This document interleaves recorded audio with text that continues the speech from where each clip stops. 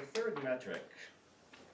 What are the first two metrics? And before that, what exactly am I talking about today anyway?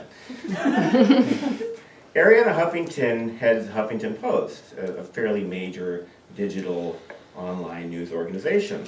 And in 2013, she was giving a commencement address at Smith College in Massachusetts. It's a very highly regarded women's liberal arts college. And she was talking about the findings she had come about through a book she wrote called Thrive. It's a fairly popular book right now even. The first two metrics we're talking about are on the subject of success and what it means to be successful in American culture. It would apply to other cultures as well, but she specifically is focusing on the United States.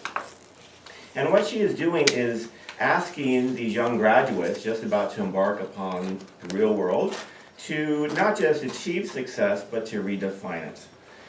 So the first two metrics of success in our culture, number one is money.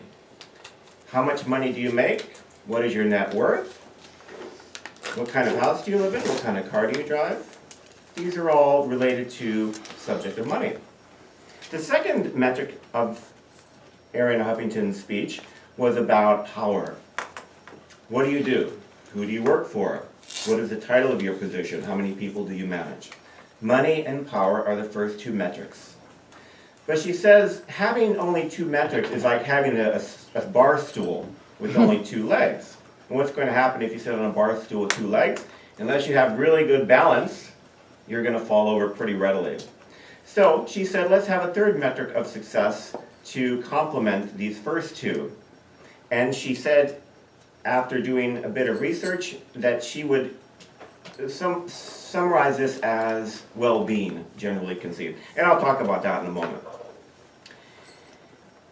In 2007, I believe it was, she was trying to get her organization going. She was working long hours. She wasn't sleeping much. One day in her office, what happened? She collapsed. She passed out, striking her face on her desk, breaking her cheekbone, doing some damage over her eye, because she had several stitches over her eye, and passing out on the floor.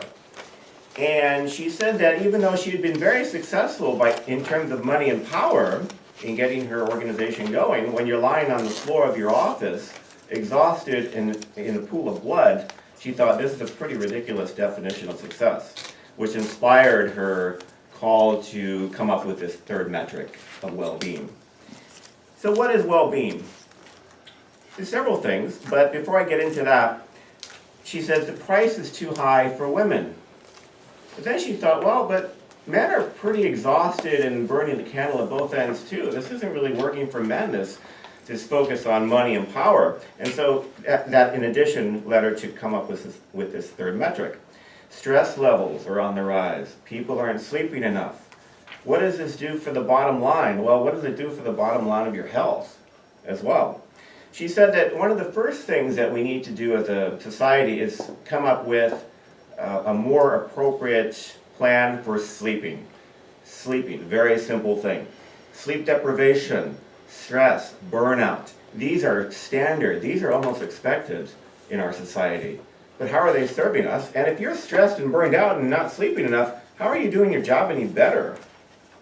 It seems pretty contradictory. Anyway, that was one thing that she came up with. She said that accidents such as the Exxon Valdez oil spill in Alaska, 3 Mile Island in Pennsylvania back in the late 70s, the Challenger disaster, all of these had an element of sleep deprivation in them. Would that have changed the outcome? Who's to say? But sleep deprivation was one of the aspects of those disasters. At the Huffington Post, she put in nap rooms for people to go in and recharge themselves.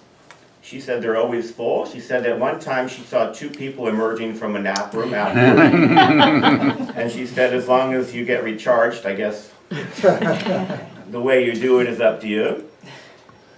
We keep making withdrawals from our health, but what are we putting back in? Time famine. There's never enough time. I'm too busy. I don't have time to do it. That seems to be a motto almost in American culture. And other cultures too. I've lived in Japan, believe me. This is very prominent, very prevalent in Japan as well. So sleeping is one thing. Wonder.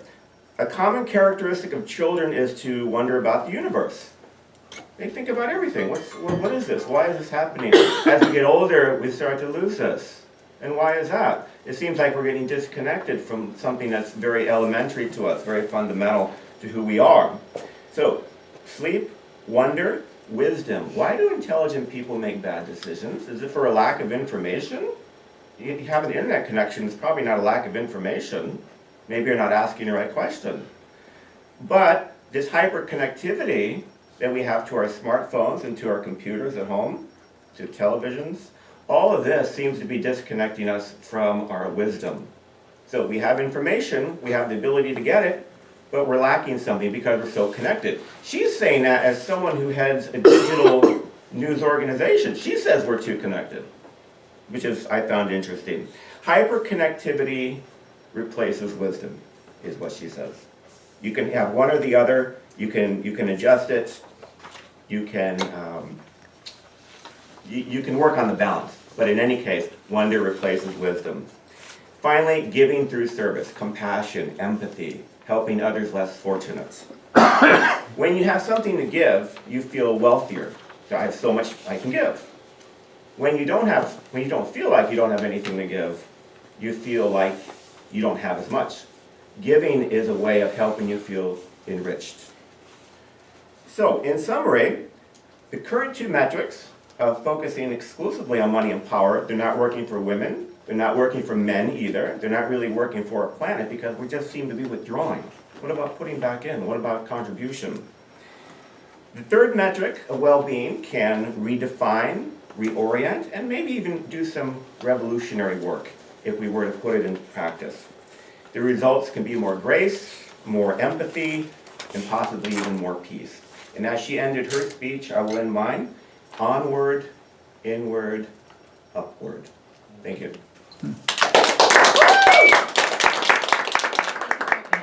Thank you, Madam Toastmaster, fellow Toastmasters, and especially Peter. You're moving right along, so beautiful. You make us laugh when you begin, and this is his third metric, is his fifth speech, which is your body speaks. Laughing is a wonderful way to get up, to draw us in.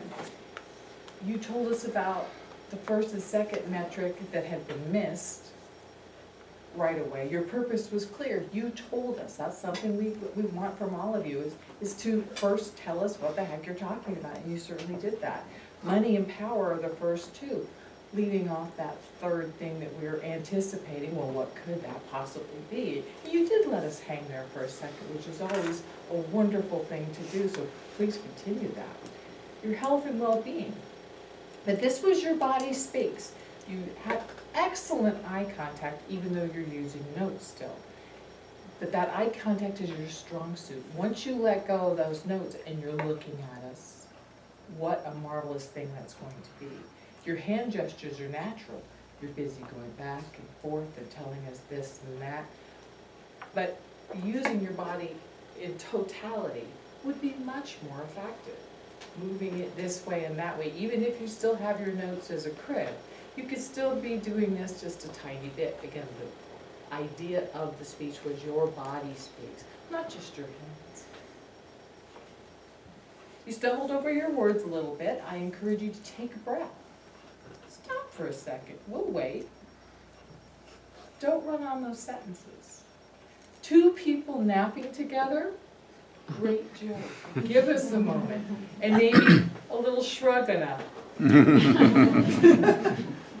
You'd have got that response. What about, again, that your topics, every time you give a topic, whatever it happens to be, you improve our well-being. You teach us. You give us something that's valuable to leave us with. Every time you speak, it's clearly intelligent, it's clearly articulate, it's interesting, and it's entertaining. Onward, inward, and upward, Peter. We look forward to your next speech. Thank you. Thank you.